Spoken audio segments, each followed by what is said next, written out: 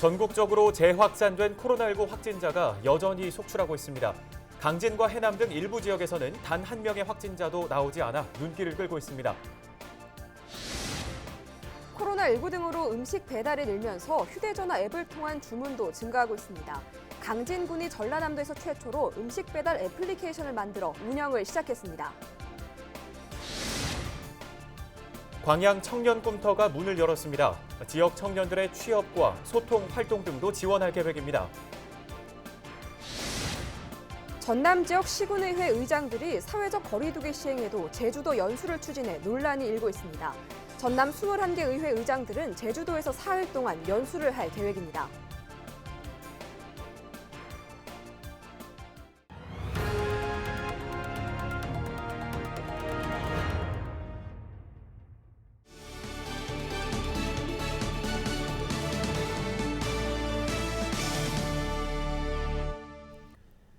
시청자 여러분 안녕하십니까? 헬로티비 뉴스 전남 시작합니다. 전국적으로 코로나19가 재확산되고 있는 상황이죠. 다행히 확진자 수는 두 자릿수로 낮아졌지만 여전히 확진자가 속출하고 있습니다. 전남 지역은 최근 확진자가 나오지는 않고 있지만 긴장의 끈을 놓을 수는 없는데요. 이 가운데 일부 지역에서는 현재까지 단 한 명의 확진자도 나오지 않아 눈길을 끌고 있습니다. 자세한 내용 송효찬 기자가 취재했습니다. 전남은 지난 2월 첫 코로나19 확진자가 발생한 이후 현재까지 167명이 감염됐습니다. 해외 유입이 34명, 지역 감염은 133명입니다. 이 가운데 해남과 강진 지역은 단 한 차례도 확진 사례가 나오지 않았습니다. 말 그대로 청정 지역을 유지하고 있는 것. 코로나19가 발생한 이후에 2월 달에 마스크 구입하기가 상당히 어려웠습니다. 그때 그 어려운 그 마스크를 구입하기 위해서 저희들이 마스크 공장까지 현장을 방문하면서 구입을 해서 전국 최초로 1인 1매 전 국민을 대상으로 마스크를 배부를 했습니다. 해남의 청정 유지 비결은 주민과 군의 선제적 대응입니다. 해남군은 전 직원 1마을 1담당제와 음식점 담당제를 시행하고 있습니다. 514개 마을 전체를 대상으로 직원 한 명이 마을 한 곳을 담당해 매일 직원이 이장과 통화하거나 현장을 방문해 이상 유무를 확인하고 있습니다.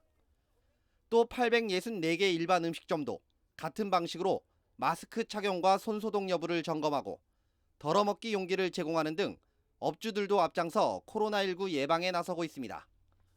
14개 읍면 지역에는 마스크 착용을 홍보하는 대형 현수막까지 걸어놓았습니다. 강진군도 상황은 비슷합니다. 길목마다 손소독기와 열 화상기를 설치하고 거리두기를 독려했습니다.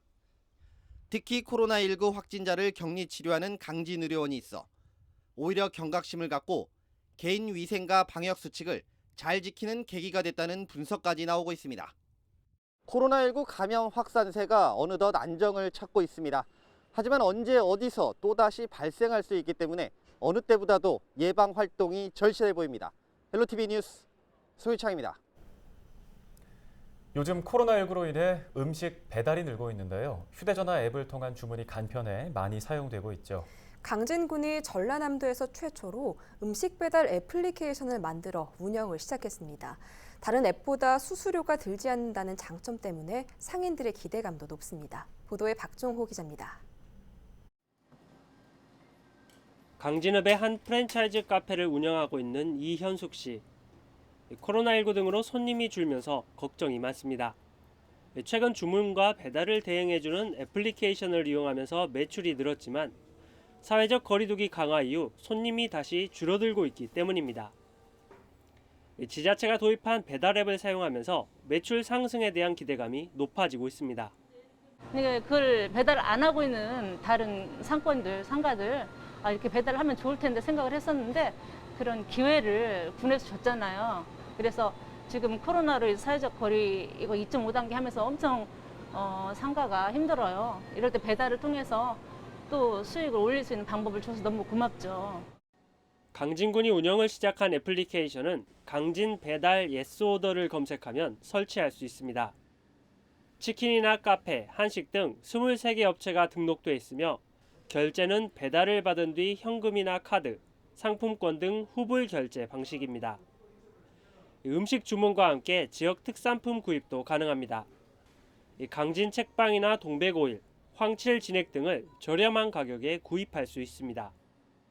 강진 문화재단은 애플리케이션의 부족한 부분을 보완해 보다 손쉽게 사용할 수 있게 노력할 계획입니다. 어쩔 수 없는 신용카드나 체크카드 수수료를 제외하고는 그 다른 일반적인 배달 앱에서 받는 광고 수수료가 전혀 없습니다. 상인분들께서 아직 배달 앱의 사용에 익숙치 않아서 기존에 계속 사용하던 전화 주문 기능도 저희 배달 앱에 추가하려고 하고 있습니다. 강진구는 강진 배달 앱의 가맹점을 올해까지 100여 개가량 확보할 예정입니다. 시작 단계이다 보니 시행착오도 있지만 수수료 없는 착한 배달 앱이 도입되면서 눈길을 끌고 있습니다. 헬로티비 뉴스 박종호입니다. 전남 지역 시군의회 의장들이 코로나19로 인한 사회적 거리두기 시행에도 2박 3일 제주도 연수를 추진해 논란이 되고 있습니다. 전남 지역 22개 시군의회 의장들로 구성된 의장협의회는 추석 연휴 바로 다음 날인 10월 5일부터 7일까지 제주도에서 연수를 진행합니다. 이번 연수에는 곡성군의회 의장을 제외한 21개 의회 의장들이 참석할 예정인데요. 비용은 각 의회에서 매년 700만 원씩 납부하는 의장협의회 부담금에서 지출하기로 했습니다. 의장들을 수행하기 위해 각 시군 의회에서 31명이 동행하며 이들 비용은 각 의회 예산에서 충당할 계획입니다. 총 비용은 5천만 원 정도이고 연수는 외부 인사 강의와 정원, 식물원 관람 등으로 짜여졌습니다. 순천시가 코로나19 확진자에 대한 관리를 부실하게 한 부산 북구청을 상대로 구상권을 청구하기로 했습니다. 순천시는 부산에서 코로나19 확진자와 접촉한 60대 남성 A씨가 지난 16일부터 4일 동안 순천에 머무른 것으로 확인됐다고 밝혔습니다. A씨는 확진자 접촉 사실을 인지하지 못했고 접촉 11일이 지나서야 부산 북구 보건소로부터 자가격리 대상자로 통보받은 것으로 알려졌습니다. 그 사이 A씨는 가족 장례식 참석을 이유로 순천에 머물러 200여 명이 넘는 사람들과 접촉한 것으로 파악됐습니다. 순천시는 사태가 수습되는 즉시 부산시 북구청과 A씨를 상대로 구상권을 청구할 예정이라고 설명했습니다.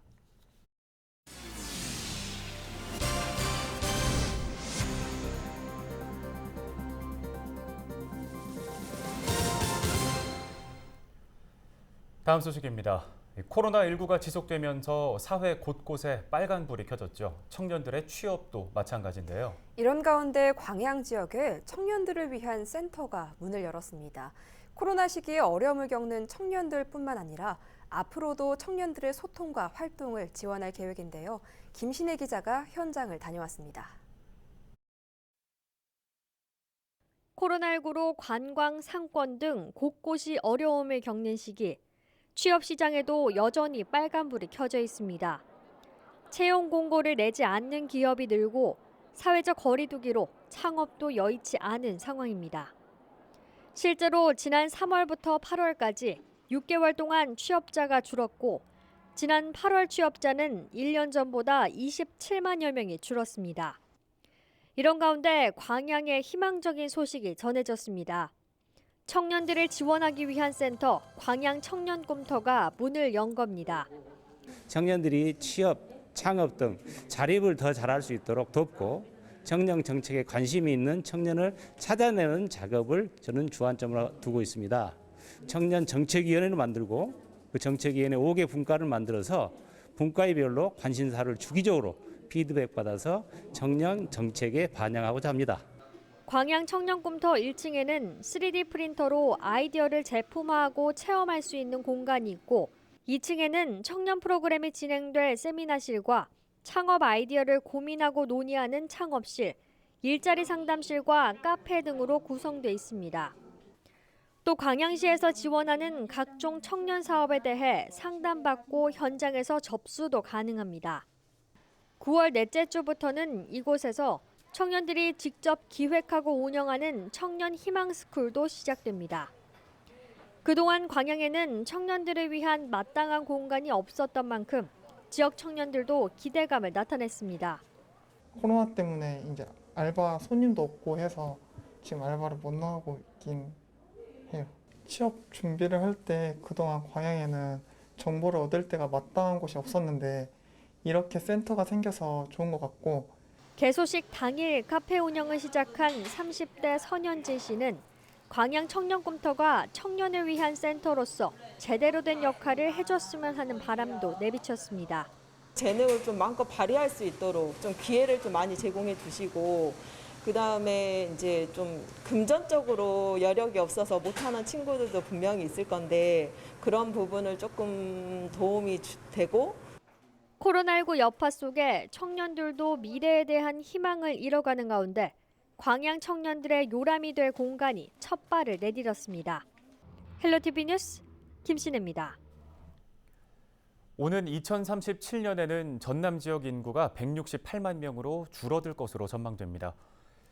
전라남도가 조사한 도내 22개 시군별 장래 인구 특별 추계를 보면 2037년 전남 인구는 168만 7천 명으로 20년 전인 2017년보다 6% 감소할 것으로 예상됐습니다. 2037년 시군 중 인구가 가장 많은 곳은 순천으로 25만 7천 명으로 예상됐고요. 구례군이 2만 6천 명으로 가장 적었습니다. 인구 감소세 속에서도 나주시와 담양, 구례, 장성군 등 4개 시군은 인구가 늘어날 것으로 예상됐습니다. 서남부권인 목포는 마이너스 15.9%로 가장 큰 감소폭을 보였고 영암 마이너스 15.5%, 해남 마이너스 13.5% 순으로 조사됐습니다. 한편 중위 연령도 크게 높아집니다. 2017년 46.6세에서 2037년에는 58.7세로 높아져 고령화도 가속화될 전망입니다. 0세부터 14세까지인 유소년 인구도 2017년 22만 8천 명에서 2037년에는 14만 5천 명으로 줄고 그 비중도 12.7%에서 8.6%로 감소할 것으로 나타났습니다. 목포시가 신안군과 행정 통합을 위한 3차 간담회를 가졌습니다. 목포시는 간담회에서 통합추진위원회 구성과 협의안을 놓고 다양한 의견을 나눴는데요. 목포시는 신안군이 자체적으로 상생 발전안을 만들면 함께 논의하고 통합청사진 구축과 통합추진위원회 구성을 준비하고 있습니다. 전남 지역 주거 침입 범죄가 매년 증가하고 있는 것으로 파악됐습니다.